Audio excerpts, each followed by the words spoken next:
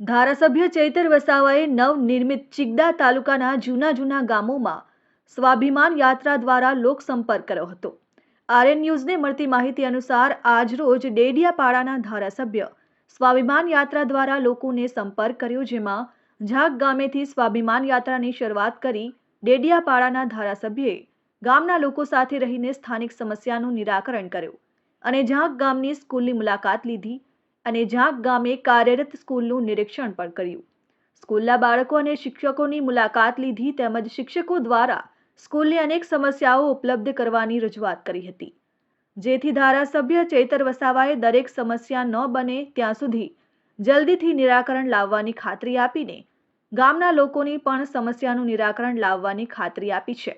ત્યારે ઉલ્લેખનીય છે કે ડેડિયાપાડાના ધારાસભ્યને દરેક ગામ આંબાફળિયા, સજવાવ, ગોવલાવાડી, ટીલીપાડા તેમજ રોજઘાટના સરપંચ અમૃત વસાવા તેમજ દરેક ગામના લોકો દ્વારા પોતાના સ્વખર્ચે ફૂલોના હાર સાથે ભવ્ય સ્વાગત કરવામાં આવ્યું। તેમજ આપના જુદા આગેવાનો દેવાભાઈ, અમૃતભાઈ વસાવા તેમજ રેશમા વસાવા અને અનેક સ્થાનિક આગેવાનો સ્વાભિમાન યાત્રામાં હાજર રહ્યા। જ્યારે મારા મત વિસ્તારમાં રેમ છું, મારા ડેડિયાપાડામાં, ત્યારે કોઈપણ ગામમાં સુખના કે દુઃખના પ્રસંગોનું મને જાણ થાય તો હું સવારથી એ પ્રસંગોમાં પણ જામ છું। કોઈ વ્યક્તિને નાનું મોટું સુખ કંઈ પણ કામ હોય, કોઈને પીવાના પાણીની રોડ રસ્તાની તકલીફ હોય, કોઈને ફી ભરવાની તકલીફ હોય કે કોઈ પણ વિદ્યાર્થીઓને કોઈ જગ્યાએ એડમિશનોની ભલામણ, લોકો મને સવારથી લઈને સાંજ સુધી મળવાવાળા આવે, એનું કામ કરું, એવી મારી પહેલેથી મારી વૃત્તિ રહેલી છે। પણ જુલાઈથી લઈને આ 3 મહિના દરમિયાન મને જ્યારે ખોટા કેસમાં ફસાવીને જેલમાં મોકલી દેવામાં આવ્યો, ત્યારે મારા લોકોના સુખ દુઃખમાં હું હાજર નથી રહી શક્યો ને લોકો સાથેનો મારો જે સંપર્ક છે, સંપર્ક પણ તૂટી ગયો છે। તમે જોયું હશે કે મારો મોબાઈલ પણ એ લોકોએ લઈ લીધો, મને ઘસડીને જેલમાં નાખી દેવામાં આવ્યો।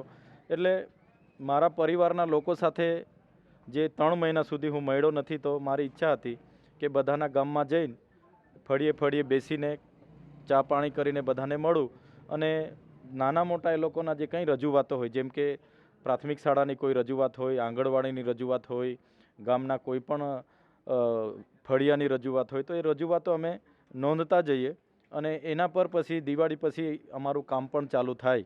અને સાથે સાથે ખાસ મળવાનું મારા જુવાનિયાઓને પણ છે કે જુવાનિયાઓ બધા નવી ભરતીઓની તૈયારીઓ પણ કરે છે।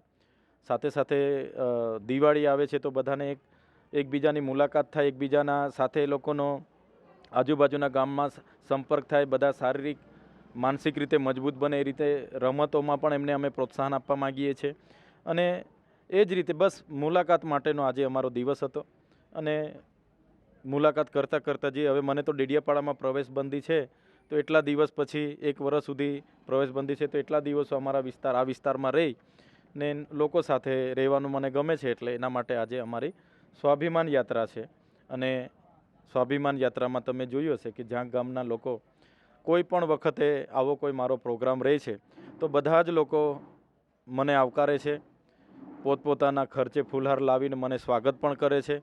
એમને બીજો કોઈ સ્વાર્થ નથી, પણ અમારો એકબીજા સાથેનો નાતો છે। એ લોકો પણ મને પરિવાર, મારી માતા બહેનો તો મને પોતાના ઘરનો છોકરો એવી રીતના આવકારતા હોય, ફૂલહાર કરી, આરતી કરી।